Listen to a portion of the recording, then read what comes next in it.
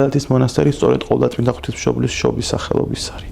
ანუ ცენტრალური ტაძარი არის ღვთისმშობლის შობის სახელობის ზოგადად მონასტერი და 21 სექტემბერს ასევე არის გელათობა. პირდაპირ საქართველოს სამოციქულო მართლმადიდებელი ეკლესიის ოფიციალური კალენდარი ახალი წლით 21 სექტემბერს მიუთითებს პირდაპირ გელათობა 21 სექტემბერი. სამწუხაროდ ვიცით გელათის მდგომარეობა როგორია უკანასკნელი წლების მანძილზე. მე კიდევ ერთხელ ხას ვუსვამ, რომ არ შეიძლება გელათის საკითხის პოლიტიკურ ჭრილში გადაყვანა. ეს არის თვითონ შეურაცხყოფა ჩვენ დიდი სიწმინდისა და ისტორიის, რასაც გელათის მონასტერი ეწოდება. ოღონდ მეორე მხარეც არის. არ შეიძლება იმ ნებისმიერმა პასუხისმგებელმა მხარემ თუ ინსტიტუციამ, რომელიც ჩართულია, ვინც არ უნდა იყოს აი ამ პროცესებში, ოღონდაც თავის პასუხისმგებლობა აიცილოს, ოღონდაც თავი ნებისმიერი მეთოდით გაიმართლოს, ეს დააყენოს პირველ ადგილზე და არ დააყენოს პირველ ადგილზე გელათის მონასტრის მდგომარეობა და გელათის მონასტრის ახლანდელი მდგომარეობიდან გამოყვანის საკითხი. ჩვენ ეს მომენტი დაგვიდგა სამწუხაროდ, რომ ის ნებისმიერი მხარე, ინსტიტუცია თუ პერსონა, რომელიც პირდაპირ ბმაში არის გელათთან, მათი აბსოლუტური უმრავლესობა გადასულია თავის მართლებაზე და ეს აქვს დაყენებული პირველ ადგილზე, ნაცვლად იმისა, რომ პირველ ადგილზე იყოს დაყენებული გელათის მონასტრის ახლანდელი მდგომარეობიდან გამოყვანის საკითხი.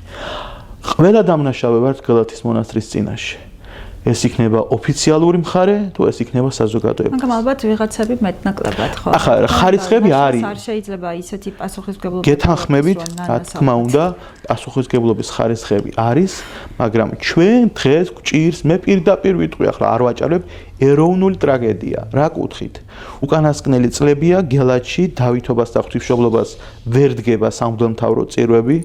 მოგეხსენებათ მიმდინარე წელს გავიდა წელს 2025 წელს 900 წელი დავით აღმაშენებლის გარდაცვალებიდან და ეს ვერ აღინიშნა გელათის მონასტერში მისი მდგომარეობიდან გამომდინარე. აი ახლა ღვთისმშობლობა მოდის და გელათში ვერ დგება სამღვდელმთავრო წირვა მისი მდგომარეობიდან გამომდინარე და ეს მე ვთვლი რომ როდესაც გელათობა გელათში ვერ აღინიშნება. როდესაც დავით აღმაშენებლის გარდაცვალებიდან 900 წლის თავი გელათში ვერ აღინიშნა ეს არის ჩვენი ეროვნული ტრაგედია. კარგით, აი ამ პრობლემის განხილვა პოლიტიკურ ჭრილში არა, მთლიანად გლობალურად ჩვენი ქვეყნის მაგალითზე რომ აიღო ამ ჭრილში უნდა განვიხილოთ თუ აი არა, აქ უნდა ყველა მხარე არც ეხა იმის მიგვიყვანს ჩვენ შედეგამდე რომ გადაბრალება ერთმა მხარემ იმის ბრალია არა ეს არ მიგვიყვანს შედეგამდე. ყველამ უნდა იგრძნოს თავის პასუხისმგებლობა, მათ შორის გეთანხმებით იმაში რომ სხვადასხვა ხარისხის არის პასუხისმგებლობები ერთნაირი ვერ იქნება და უნდა წავიდეთ ერთად ამოგვარების გზისკენ. ჩვენ დღეს გელათის მონასტერთან მიმართებაში სამწუხაროდ და საუბედუროდ თავის მოსაწონებელი არაფერი არ აქვს და მათ შორის საზოგადოებასაც და იმ საზოგადოებაში როგორც ერთ-ერთი რიგითი წევრი, ამ მხრივ ერთ-ერთი პირველი მე ჩემ თავს მოვიაზრებ, რომ მეც დამნაშავე ვარ იქ და ჩემსავით ბევრმა იფიქროს ასე.